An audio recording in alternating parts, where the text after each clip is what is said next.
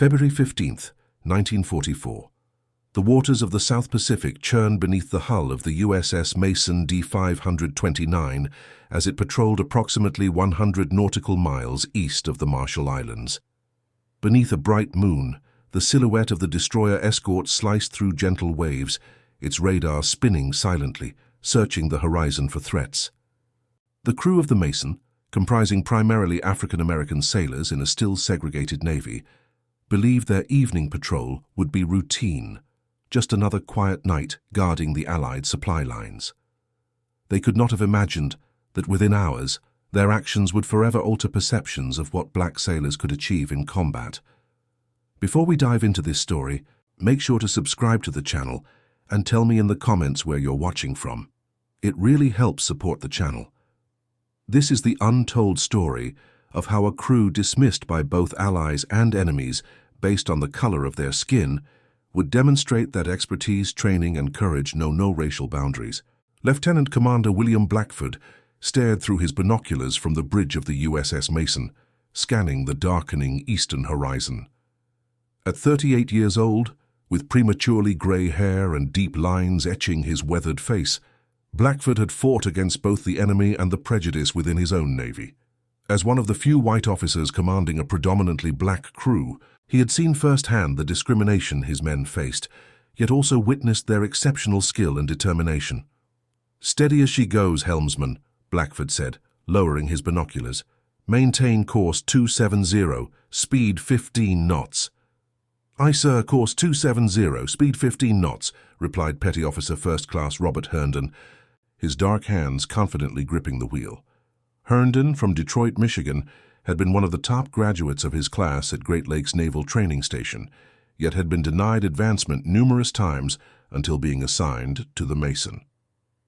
"Captain," called Lieutenant Junior Grade Marcus Williams, the officer of the deck, "radio just intercepted a transmission about Japanese destroyer movement near our patrol sector. Intelligence believes they might be escorting a supply convoy to their forward base on Mili Atoll." Williams, a 26-year-old graduate of Howard University, had joined the Navy despite knowing the limitations that would be placed upon him. The son of a Tuskegee airman, he carried the quiet dignity and determination that had been instilled in him since childhood. Blackford nodded, his expression thoughtful. "Very well, Lieutenant. Alert all stations to maintain heightened vigilance. I want radar sweeping continuously and sonar operators at full attention." "Yes, sir," Williams responded, turning to relay the orders. Below decks, in the cramped confines of the ship's Combat Information Center, Petty Officer Second Class James Monroe hunched over his radar screen. The soft green glow illuminated his concentrated face as he methodically scanned for contacts. Monroe, from Harlem, New York, had been a mathematics prodigy who could have attended college on scholarship before the war intervened. Now, his analytical mind served a different purpose, detecting threats before they could strike. "Nothing but empty ocean, sir," Monroe reported to Ensign David Cohen, the CIC officer. "Wait," his voice sharpened. "Contact bearing 085, range 22,000 yards, moving southwest at approximately 25 knots. Cohen, a Jewish officer from Boston who had faced his own share of prejudice, leaned closer to the screen. "Confirmed. Size suggests destroyer class. Alert the bridge immediately." On the bridge, Blackford received the report with grim determination. "Sound general quarters," he ordered. The alarm klaxon blared throughout the ship, and men rushed to their battle stations. Chief Gunner's Mate Walter Davis sprinted to the 5-inch gun mount at the bow of the destroyer escort. At 35, Davis was older than most of the crew, having served in the Merchant Marine before joining the Navy. From rural Georgia, he had learned to shoot from his grandfather, a former slave who had taught him that excellence was the only answer to prejudice. "Gun crew, prepare for action," Davis called out as the young sailors took their positions around the massive weapon. "This isn't a drill, gentlemen. Remember your training."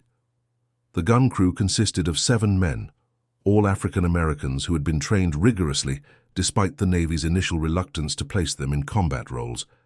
The loader, Seaman First Class Thomas Jackson, a former steelworker from Pittsburgh, stood ready with the first shell.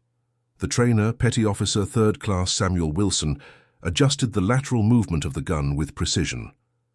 The pointer, Seaman 1st Class George Washington, controlled the elevation of the barrel, his movements deliberate and exact. Japanese destroyer confirmed, bearing 085, range now 19,000 yards and closing. The squawk box announced in the gun mount. "You hear that, men?" Davis said, his voice calm but intense. "We might be making history tonight. First predominantly black gun crew to engage an enemy warship in direct combat." The men exchanged glances, but remained focused on their stations. They had trained countless hours for this moment, determined to prove themselves not just as sailors, but as fighting men. In the engine room, Chief Machinist's mate, Isaiah Jefferson, monitored the powerful steam turbines with eagle-eyed attention. Jefferson, from New Orleans, had been repairing boat engines since he was 12 years old, developing an intuitive understanding of machinery that made him indispensable despite the Navy's reluctance to promote black sailors to technical positions. "Give me everything she's got," came the order from the bridge. "Full combat speed." "Aye, sir," Jefferson replied, signaling to his team to increase steam pressure. "You heard the captain. Let's show them what this ship can do." The USS Mason surged forward, cutting through the waves with renewed purpose as its engines drove it toward the approaching Japanese vessel. On the bridge, Blackford studied the tactical situation with Lieutenant Williams and the ship's navigator, Ensign Paul Rogers, a white officer from Minnesota who had quickly earned the respect of the crew through his fairness and professionalism. "Japanese destroyer is on an intercept course, Captain," Rogers reported, marking the enemy's position on the chart. "At current speeds, we'll be within firing range in approximately 12 minutes. They likely don't expect to encounter an American warship this far east of their supply routes," Williams observed, "and they certainly aren't expecting to face the Mason." "No, they aren't," Blackford agreed with a grim smile. "The Imperial Japanese Navy has their own prejudices. Intelligence reports indicate they consider American ships with black sailors to be less effective in combat." "They're about to learn otherwise, sir," Williams said confidently. Throughout the ship, the crew of the USS Mason prepared for battle with quiet efficiency. In the aft gun mount, Petty Officer 2nd Class Benjamin Franklin, whose ancestors had been slaves on a Virginia plantation bearing the same name as his own, directed his crew with steady confidence. "Check your stations and equipment," Franklin ordered. "We get one chance to prove ourselves here." His gun captain, Seaman 1st Class Michael Johnson, a former college athlete from Philadelphia, nodded grimly. "We're ready, Petty Officer. Been ready our whole lives."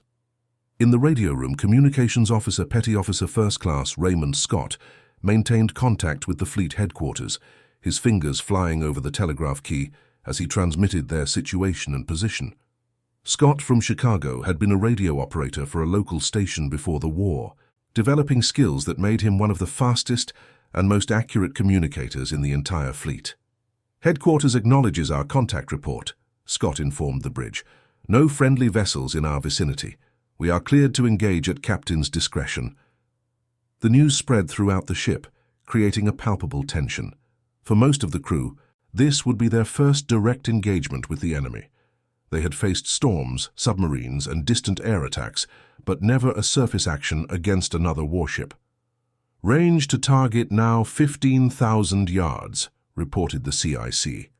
"Enemy vessel confirmed as Akikaze-class destroyer, designated as the Hibiki. She's armed with 4.7-inch guns, 8 anti-aircraft guns, and 6 torpedo tubes." Blackford considered the information. The Japanese destroyer outgunned and outweighed the Mason, with more firepower and a larger crew. But the Mason had surprise on its side, and a crew determined to prove themselves. "Prepare to engage the enemy," Blackford ordered. "Gun crews stand ready. Let's show them what the Mason can do." As the two ships closed the distance, the mood aboard the Mason shifted from tension to focused determination. These men had trained together, faced discrimination together, and now they would fight together. In the CIC, Monroe continued tracking the enemy vessel, calling out range and bearing updates with professional precision. "Target is altering course slightly, sir. Now bearing 080, range 12,000 yards. They don't appear to have detected us yet. The tactical advantage was momentary but significant. In the darkness of the Pacific night, the Japanese lookouts had not yet spotted the American destroyer escort. The Mason, with its advanced radar, had the advantage of both detection and surprise. "Maintain course and speed," Blackford ordered. "Let's close to 10,000 yards before we reveal ourselves." The minutes passed with excruciating slowness as the distance between the ships narrowed. On the forward gun mount, Chief Davis and his crew remained poised for action, their movements economical as they prepared the 5-inch gun for firing. "Listen up," Davis told his men in a low voice. "When the order comes, we'll have seconds to make our first shot count. Remember your training. Forget everything else. Forget the Navy yards where they wouldn't let you use the same facilities as white sailors. Forget the towns that wouldn't serve you. Forget every slight and insult. Focus only on your job and the men beside you." The gun crew nodded silently, their faces set with determination. This moment transcended their individual experiences. It was about proving what they had always known, that they were every bit as capable as any other sailors in the United States Navy. "Range to target 10,000 yards, came the report from CIC. "They've spotted us. Enemy vessel is increasing speed and turning to bring weapons to bear." Blackford stood tall on the bridge. "Illuminate the target. All guns prepare to fire on my command." The Mason's powerful searchlight burst to life, cutting through the darkness to reveal the sleek form of the Japanese destroyer, now clearly visible on the horizon. The element of surprise was gone, replaced by the stark reality of imminent combat. "Enemy vessel increasing speed to 30 knots, reported the CIC. "They're preparing to fire." "Beat them to it," Blackford ordered. "Gun crews, fire when ready." In the forward gun mount, Chief Davis gave the command they had all been waiting for. "Target acquired. Fire." The 5-inch gun roared to life, the muzzle flash briefly illuminating the night as the shell screamed toward the Japanese destroyer. Seconds later, the aft gun followed suit, adding its firepower to the attack. On the bridge, all eyes were fixed on the enemy ship as they awaited the result of their first salvo. The seconds stretched into an eternity before a bright flash erupted on the Japanese vessel, a direct hit. "Target hit amidships," reported the spotter. "Continuing fire." The gun crews worked with practiced efficiency, loading and firing with a rhythm that belied their limited combat experience. Each man moved as part of a well-oiled machine, their actions speaking louder than any words could about their capability and training. The Japanese destroyer returned fire, its larger guns sending shells whistling over the Mason. One exploded in the water nearby, sending a spray of seawater across the deck. "Evasive maneuvers," Blackford ordered. "Helm, come to course 315. Herndon responded instantly, turning the ship to present a smaller profile to the enemy guns, while maintaining the ability to fire effectively. The Mason heeled over as it turned, the deck tilting beneath the crew's feet. In the CIC, Monroe remained focused on his radar screen, despite the combat raging around him. "Sir, enemy vessel is launching torpedoes. 2 fish in the water bearing directly for our position." "Hard to starboard," Blackford commanded immediately. "All ahead flank." The Mason turned sharply, engines straining as the ship accelerated to its maximum speed. The crew braced themselves as the torpedoes passed harmlessly along their port side, missing by less than 50 yards. "Resume firing," Blackford ordered once the immediate danger had passed. "Continuous fire, all guns." The Mason's guns thundered in response, shells arcing through the night toward the Japanese destroyer. The 2 ships circled each other like prize fighters, each seeking advantage, each landing blows. In the forward gun mount, Chief Davis directed his crew with unwavering focus. "Adjust elevation 2 degrees up. Wind correction 1 degree starboard," he called out as they prepared to fire again. The loader, Jackson, swiftly placed another shell into the breach. "Ready? Fire," Davis commanded. The gun roared, sending another shell toward the enemy.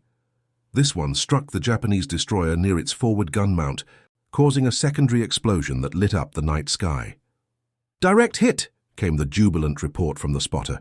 "Their forward gun is disabled." A cheer went up throughout the Mason, quickly silenced as professionalism reasserted itself. The battle was far from over. "Enemy vessel is turning to bring torpedo tubes to bear," reported the CIC. Range 7,000 yards. Prepare for torpedo evasion, Blackford ordered. Engineering, stand by for emergency speed. In the engine room, Chief Jefferson and his team pushed the Mason's power plant to its limits, coaxing every possible knot of speed from the straining turbines. "She'll hold together," Jefferson assured his men. "This old girl's got spirit just like us." On the bridge, Lieutenant Williams watched the enemy destroyer through his binoculars. "Sir, they're preparing for another torpedo spread. Their torpedo tubes are trained on our position." Blackford nodded grimly. "This is it, then. We need to strike first and strike decisively." He turned to the communications officer. "Signal to all gun crews. Concentrate fire on the enemy's torpedo tubes and bridge. We need to prevent that launch." Throughout the Mason, the order was received with renewed determination. In both gun mounts, the crews adjusted their aim, focusing on the specific targets designated by their captain. "Target the torpedo tubes," Chief Davis instructed his men. "Adjust elevation down 1 degree. This is the shot that matters, gentlemen." The gun crews worked with fluid precision, their movements economical and exact. Years of training, of proving themselves against prejudice and doubt, had prepared them for this moment. "Ready to fire, Chief," reported Washington the pointer. "Fire," Davis commanded. The 5-inch gun thundered, the shell screaming across the intervening space between the two warships. At almost the same instant, the aft gun fired as well, both shells converging on their target with uncanny accuracy. The world seemed to hold its breath for a moment as the shells flew toward their destination. Then, with catastrophic force, they struck the Japanese destroyer simultaneously, one impacting directly on the torpedo tubes, the other striking just below the bridge. The result was immediate and devastating. The torpedo tubes exploded in a massive fireball, igniting the warheads within the torpedoes themselves. The chain reaction tore through the Japanese vessel with terrible efficiency, secondary explosions rippling along its length as ammunition and fuel stores caught fire. "Direct hit on torpedo tubes and bridge," reported the spotter, his voice rising with excitement. "Massive secondary explosions throughout the enemy vessel." On the bridge of the Mason, the officers and crew watched in stunned silence as the Japanese destroyer burned fiercely, listing heavily to port as compartments flooded. What had begun as a chance encounter had turned into a decisive victory. "Cease fire," Blackford ordered quietly. "Stand by to render assistance to survivors." The guns fell silent, their job complete. In the forward mount, Chief Davis and his crew stared in amazement at what they had accomplished. One perfectly placed shot, augmented by the second gun's hit, had effectively neutralized an enemy vessel that outgunned and outclassed their own. "We did it," breathed Jackson, the loader, his voice barely audible over the ringing in their ears. "We actually did it." Davis nodded slowly. "Yes, we did, sailor. Just like we were trained to do." As the Mason cautiously approached the stricken Japanese destroyer, preparing to rescue any survivors, the significance of the moment was not lost on anyone aboard. These men who had been told they weren't fit for combat, who had been relegated to support and service roles because of the color of their skin, had just proven themselves in the crucible of naval warfare. "Sir," Lieutenant Williams said quietly to Captain Blackford as they watched the burning Japanese vessel, "they never expected this. They never thought we were capable." "No, they didn't," Blackford agreed, a note of pride in his voice. "But we knew better, and after today so will everyone else." Throughout the ship, the predominantly black crew of the USS Mason continued their duties with the same professionalism and skill they had always shown, but now with the quiet satisfaction of men who had proven their worth beyond any doubt. The Japanese Navy had never known that black sailors could sink their destroyer with one perfect shot, until it was gone. As dawn broke over the Pacific, the USS Mason stood by, having rescued 37 Japanese sailors from the destroyed destroyer. The enemy survivors, many shocked to discover they had been defeated by a crew of African Americans, were treated with dignity and proper medical care. Chief Davis watched from the rail as the last of the Japanese survivors was brought aboard. "Strange world, isn't it?" he remarked to Lieutenant Williams, who had come to oversee the operation. "These men traveled thousands of miles to fight us, never knowing who we really were or what we could do." "That's the nature of prejudice, Chief," Williams replied thoughtfully. People make assumptions based on appearance, never bothering to look deeper. Well, they've seen deeper now, Davis said, gazing at the last traces of the Japanese destroyer as it slipped beneath the waves. And so has our own Navy. Below decks, the gun crews were already cleaning and maintaining their weapons, preparing for whatever challenge might come next. Their movements were unhurried but precise, the actions of men who had proven themselves but knew that one victory didn't end the larger battle, both against the enemy and against prejudice. In the ship's small medical bay, pharmacist's mate First Class Henry Mitchell, one of the few black medical personnel allowed to serve in a combat role, treated Japanese sailors with the same care he would have shown his own crewmates. Mitchell, from Atlanta, Georgia, had wanted to become a doctor before the war, but had found those doors closed to him. "You're lucky," he told one bewildered Japanese officer in simple English as he dressed a burn on the man's arm. "American ships pick up survivors. Not all navies do the same." The Japanese officer stared at Mitchell, then at the other black sailors assisting in the medical bay. "You, American sailors?" he asked hesitantly. Mitchell nodded firmly. "United States Navy, same as any other American sailor." The officer looked confused, then thoughtful, his worldview visibly shifting as he processed this information. Captain Blackford entered the medical bay, surveying the treatment of the Japanese survivors. "How are our guests, Mitchell?" he asked. "Stable, sir. Most suffering from burns and exposure. Nothing life-threatening at this point." "Good work," Blackford said, before turning to address the senior Japanese officer, Lieutenant Commander Takashi Hirota, who spoke some English. "Your men will be transferred to a proper medical facility when we reach port, Commander. They'll be treated as prisoners of war, according to international conventions." Hirota bowed slightly from his seated position. "Thank you, Captain. Your crew, they fight with great skill." "Yes, they do," Blackford agreed simply. "The finest sailors in the United States Navy." As he left the medical bay, Blackford found Lieutenant Williams waiting for him in the corridor. "Sir, Fleet Headquarters has acknowledged our action report. They've ordered us to proceed to Majuro Atoll to transfer the prisoners and undergo repairs." "Very well, Lieutenant. Set course for Majuro. Best speed." "Aye, sir." Williams hesitated, then added, "The Admiral's message also included congratulations on our victory, specifically mentioning the exceptional performance of all personnel involved." A smile touched Blackford's weathered face. "Make sure that commendation is posted for all hands to see, Lieutenant. They've earned it." "With pleasure, sir."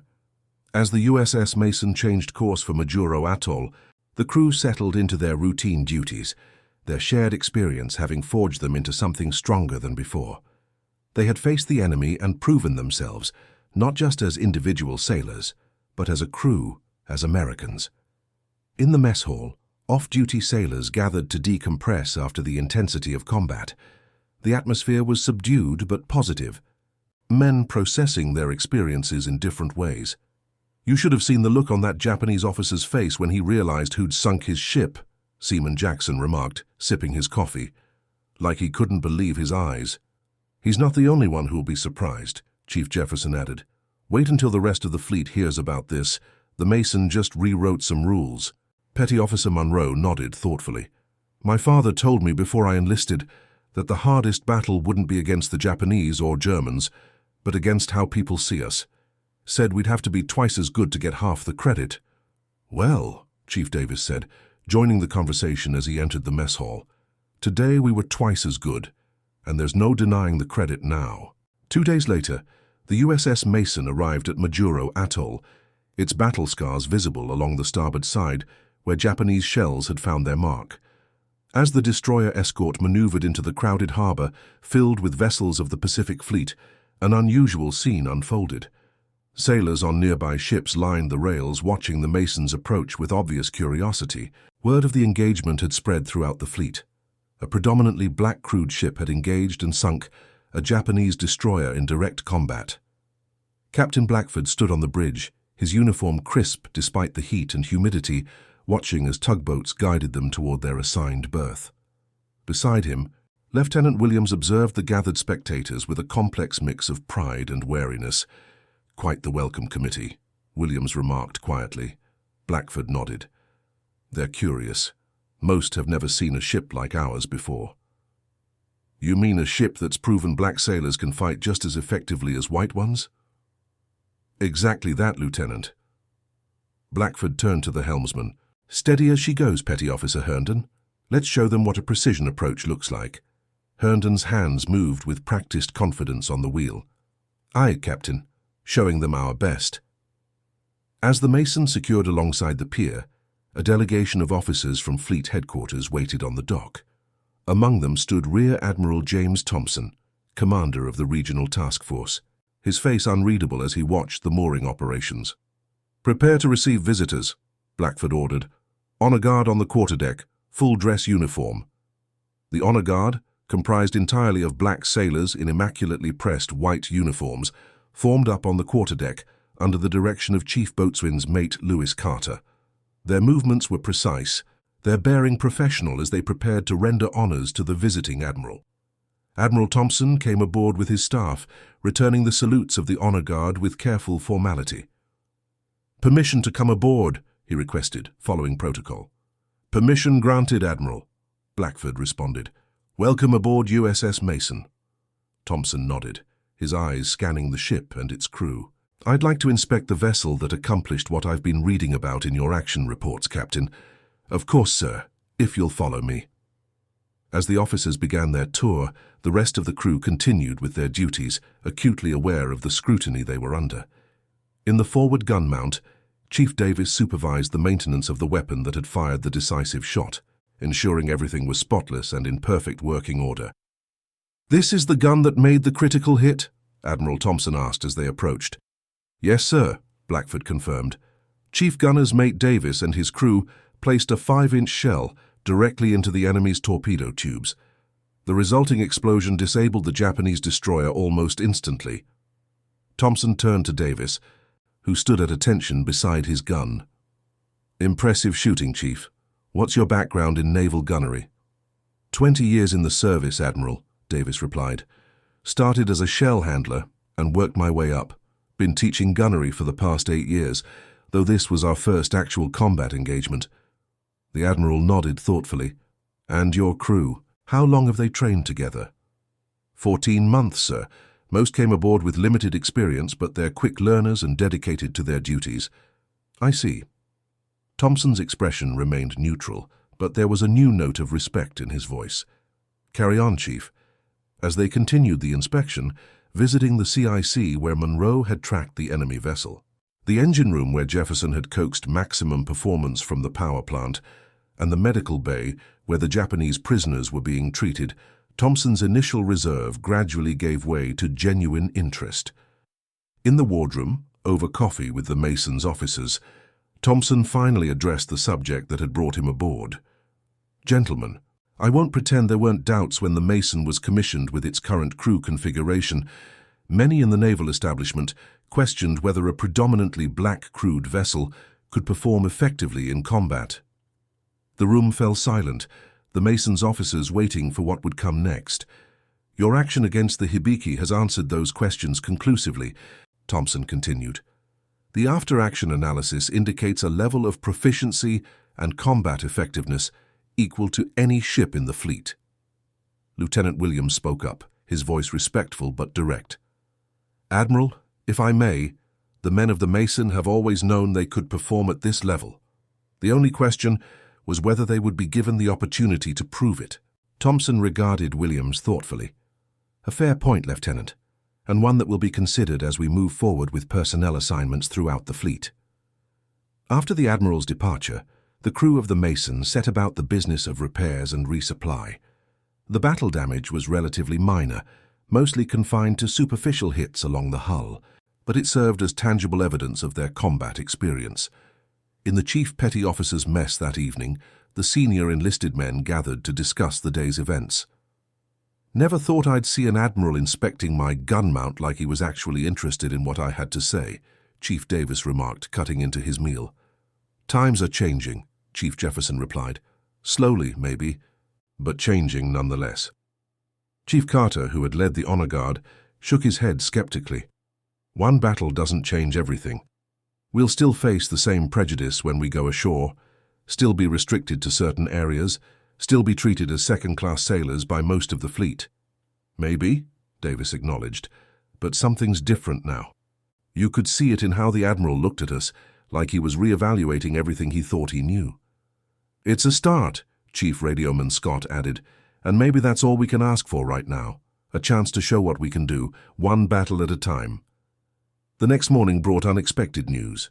Captain Blackford called the officers and chief petty officers to the wardroom for an announcement. I've received new orders from Fleet Headquarters, he began without preamble.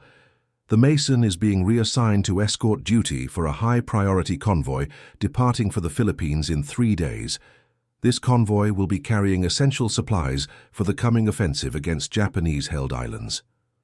A murmur of surprise ran through the assembled men. Escort duty for a priority convoy was a coveted assignment, typically given to ships with proven combat records and experienced crews. Additionally, Blackford continued, will be designated as the lead escort vessel with tactical command of the screening force. This announcement was met with stunned silence. Lead escort meant the Mason would coordinate the defensive efforts of all escort ships assigned to the convoy, a significant responsibility and a mark of high confidence from Fleet Command. Sir, Lieutenant Williams said, breaking the silence, has Fleet Command been made aware that this will place a predominantly black-crewed vessel in tactical command of white-crewed ships? Blackford smiled slightly. They're quite aware, Lieutenant. In fact, Admiral Thompson specifically recommended the Mason for this assignment based on our performance against the Hibiki. The implications weren't lost on anyone present. This wasn't just an acknowledgement of their capabilities.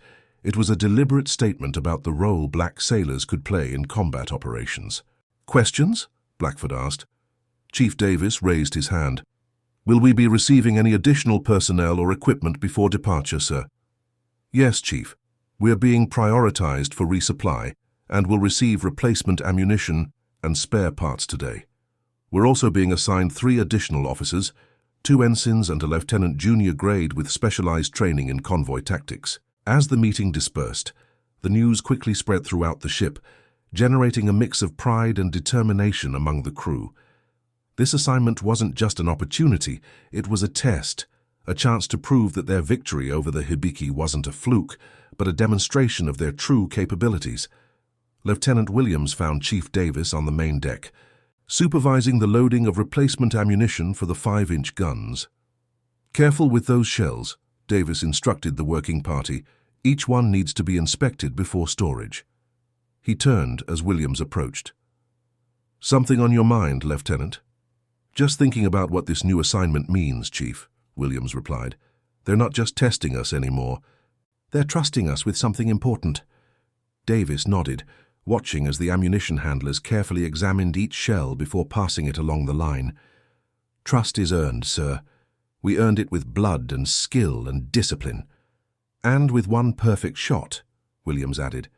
That too, Davis agreed with a slight smile, though it never comes down to just one shot or one moment. It's all the training, all the preparation that makes that moment possible. Over the next 2 days, the Mason underwent a flurry of activity as repairs were completed, supplies loaded, and the crew prepared for their new assignment.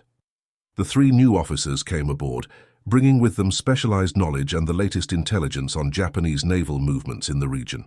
Lieutenant Junior Grade Richard Peterson, the convoy tactics specialist, was initially reserved around his new shipmates, his discomfort at being assigned to a predominantly black-crewed vessel evident in his stiff formality.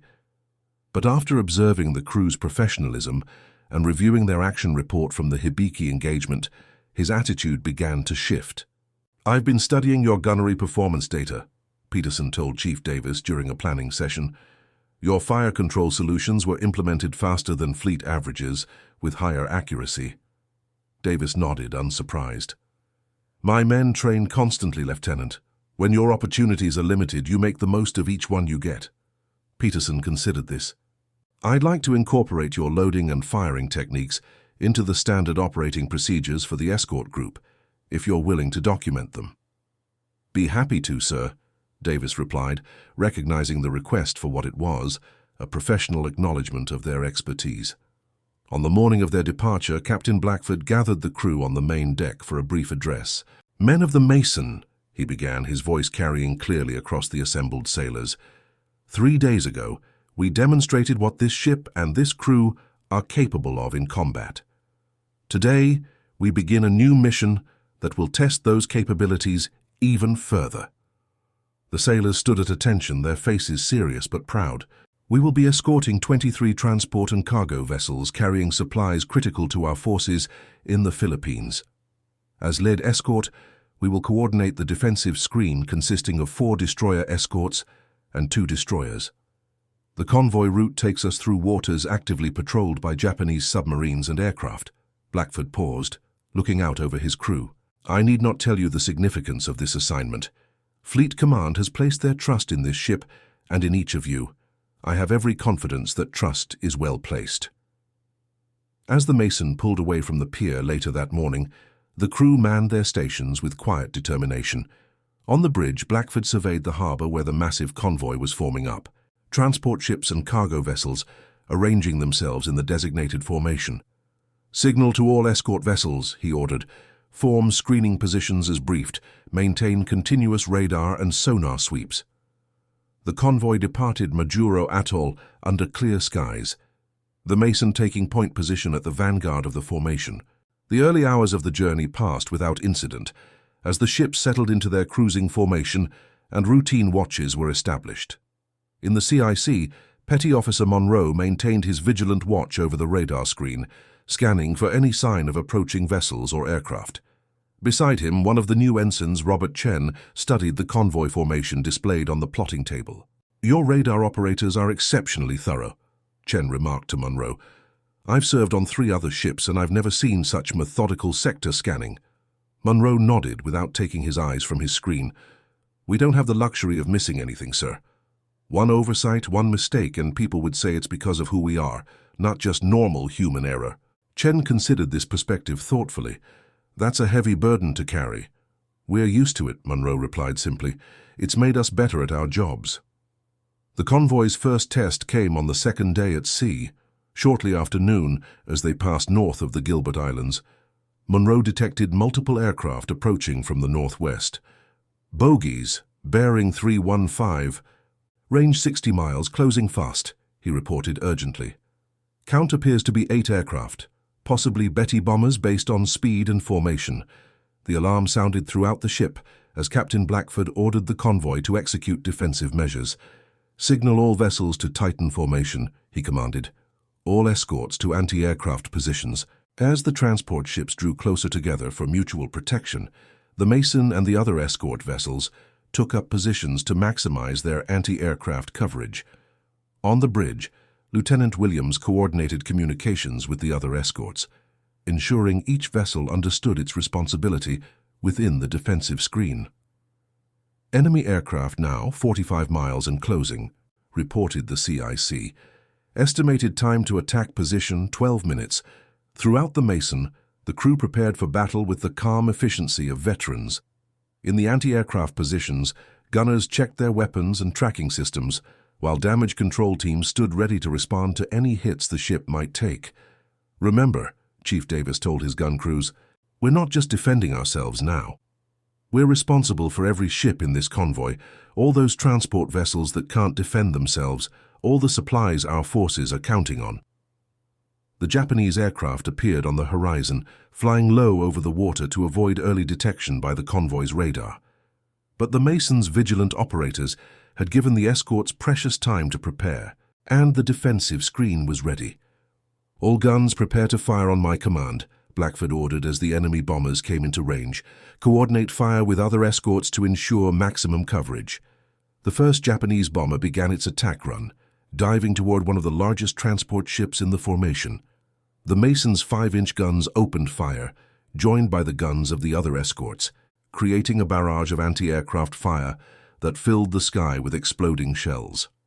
The Japanese pilot, facing unexpected resistance, attempted to adjust his course, but flew directly into the concentrated fire from the Mason's guns. The bomber exploded in mid-air, debris raining down into the ocean. "Target destroyed, Mao," reported the spotter. "Second group approaching from port side." For the next 20 minutes, the convoy was under continuous attack as the Japanese bombers attempted to breach the defensive screen. 3 more enemy aircraft were shot down by the combined firepower of the escort vessels, with the Mason accounting for 2 of those kills. One bomber, trailing smoke from a damaged engine, made a desperate run directly at the Mason itself, apparently intent on a suicide attack. "All guns concentrate on incoming aircraft," Blackford ordered, his voice steady despite the imminent danger. The Mason's gunners responded with disciplined fire, tracking the approaching bomber with deadly accuracy. Chief Davis's forward gun crew led the barrage, their shells tearing into the enemy aircraft until it finally broke apart less than 1,000 yards from the ship, the wreckage splashing into the sea. "All enemy aircraft either destroyed or retreating," reported the CIC as the last Japanese bombers turned away, having lost half their number without scoring a single hit on the convoy. A cheer went up from the crew, quickly silenced as professionalism reasserted itself. They had passed their first test as convoy escorts, protecting their charges with skill and determination. "Damage report from all escort vessels," Blackford ordered, and Lieutenant Williams began collecting the information via radio. "No hits on any convoy vessels, sir," Williams reported minutes later. "Minor damage to USS Gillespie from shrapnel, but no casualties and no impact on operational capabilities." Blackford nodded with satisfaction. "Signal to all vessels. Well done. Maintain vigilance and resume standard convoy formation." The successful defense against the air attack boosted morale throughout the convoy, and particularly aboard the Mason. Word spread among the transport ships of how the Black Ship had led the defense, coordinating the escort screen with precision and accounting for 3 of the 7 Japanese aircraft destroyed. That evening, as the convoy continued its journey toward the Philippines, radio messages arrived from the other escort vessel captains, each offering congratulations on the Mason's performance. For many of the crew, it was the first time they had received such professional acknowledgement from white officers outside their own command. "Looks like we're making believers out of them, one battle at a time," Chief Jefferson remarked to Chief Davis as they reviewed the day's events in the chief's mess. "About time," Davis replied, "though I suspect some will still find reasons to doubt, no matter what we accomplish." "Maybe so," Jefferson agreed, "but fewer than before. And that's progress." The true test of the Mason and its crew came 3 days later, as the convoy entered waters known to be patrolled by Japanese submarines. Captain Blackford had ordered enhanced sonar watches and a zigzag course to make targeting more difficult for any lurking submarines. In the sonar room, Petty Officer Second Class Daniel Wright had been on watch for 4 hours, listening intently through his headphones for any sound that might indicate an enemy submarine. Wright, from rural North Carolina, had displayed an exceptional talent for distinguishing the subtle differences between natural ocean sounds and those made by man-made vessels. "Contact," Wright suddenly reported, his voice tense. "Bearing 270, faint but consistent. Sounds like propeller noise, definitely mechanical." The report was immediately relayed to the bridge, where Captain Blackford and Lieutenant Williams were monitoring the convoy's progress. "How confident are you in this contact?" Blackford asked when Wright was patched through to the bridge. "Very confident, sir," Wright replied without hesitation. "It's maintaining constant speed and course approximately 15 knots. Depth estimated at 150 feet based on sound propagation." Blackford made his decision quickly. "Signal destroyer Mullaney to investigate with depth charges. Mason will adjust convoy course to avoid potential torpedo attack zone." Lieutenant Williams transmitted the orders, and the destroyer Mullaney broke formation to pursue the sonar contact, while the Mason directed the convoy in a sharp turn away from the potential threat. 20 minutes later, a series of underwater explosions signaled the Mullaney's depth charge attack. Shortly thereafter, debris and oil began rising to the surface, confirming the destruction of a Japanese submarine that had been stalking the convoy. "Submarine confirmed destroyed," reported the Mullaney's captain. "Excellent call on that sonar contact, Mason." Blackford acknowledged the message, then turned to his communications officer. "Make sure Petty Officer Wright receives proper recognition in the log for his detection work." The convoy continued toward its destination, encountering sporadic resistance, but maintaining its integrity under the Mason's leadership. Each challenge, whether from aircraft, submarines, or surface vessels, was met with the same professional competence that had characterized their engagement with the Hibiki. By the time they reached Philippine waters, escorting the convoy safely to its destination, the Masons' reputation had spread throughout the Pacific Fleet. The ship that had been an experiment, the crew that had been expected to fail, had instead excelled in every aspect of their mission. As they anchored in Leyte Gulf, having delivered their charges without the loss of a single vessel, Captain Blackford received a message from Fleet Headquarters. He gathered the officers and chief petty officers in the wardroom to share the news. "The Mason has been officially commended by Admiral Nimitz for our performance as convoy escort," he announced, a rare smile crossing his weathered face. "Furthermore, our combat record and operational data are being incorporated into training protocols for all escort vessels in the Pacific Fleet." The significance wasn't lost on anyone present.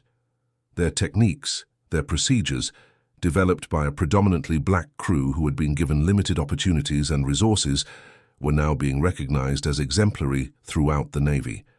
"There's more," Blackford continued.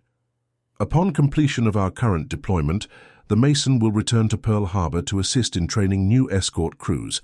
Our officers and chief petty officers will serve as instructors for incoming personnel." Lieutenant Williams exchanged glances with Chief Davis. Serving as instructors meant they would be in positions of authority, teaching white sailors and officers. It was unprecedented. "Finally," Blackford said, his voice growing more serious, "I've been authorized to inform you that based on our performance record, the Navy is reviewing its policies regarding crew integration and combat assignments for African American personnel." A profound silence fell over the wardroom as the implications sank in. What they had accomplished went beyond proving themselves as individuals or even as a single crew. They had begun the process of changing an institution. "Questions?" Blackford asked. Chief Davis raised his hand. "Sir, will this affect advancement opportunities for the enlisted men?" "Yes, Chief," Blackford replied firmly. "The commendation specifically mentions exemplary performance at all levels of the crew. Advancement reviews for all eligible personnel have been prioritized." As the meeting concluded, the officers and chiefs filed out, each processing the news in their own way. Lieutenant Williams remained behind, approaching Captain Blackford after the others had left. "Permission to speak freely, sir," Williams requested. "Always, Lieutenant. Do you think this will last? These changes, this recognition, will it survive the war, or will things go back to the way they were once the crisis has passed?" Blackford considered the question thoughtfully. "Some will try to reverse course, certainly. Old prejudices don't die easily. But I don't think things can ever go back completely to how they were before. Because of what we've accomplished. Because of what you've proven," Blackford corrected gently. "The Mason didn't just sink a Japanese destroyer or protect a convoy. You demonstrated beyond any reasonable doubt that the color of a sailor's skin has nothing to do with his courage, his skill, or his value to the Navy." Williams nodded slowly. "One ship, one crew. It seems like a small thing against centuries of prejudice." "Most important changes start small, Lieutenant," Blackford replied. "A single crack in a dam can eventually bring the whole structure down. You and your shipmates have made that first crucial crack." In the days that followed, as the Mason underwent minor repairs and resupply in preparation for their return journey, the crew noticed a subtle but significant change in how they were treated by personnel from other ships. Where once there had been curiosity tinged with skepticism, now there was professional respect. Officers from other vessels visited to consult on tactics and procedures, while enlisted men exchanged technical knowledge and experiences. On their final evening before departure, Chief Davis found himself sharing a drink with chiefs from several other ships at the small Naval Bases Club. The first time he had been welcomed in such a setting without reservation. "That gun crew of yours," remarked Chief Gunner's Mate Anderson from the destroyer Mulaney, "heard they took out the Hibiki with a single well-placed shot. That true?" Davis nodded modestly. "The aft gun contributed as well, but yes, our forward mount put a shell directly into their torpedo tubes, created quite a secondary explosion." "Impressive shooting," Anderson acknowledged. "We've been trying to improve our own fire control procedures. Any chance you might share some pointers? Happy to, Davis replied, recognizing the request for what it was. A professional acknowledgement of expertise, untainted by considerations of race. My gun captain, Wilson, developed a modified loading procedure that shaved nearly 2 seconds off our cycle time.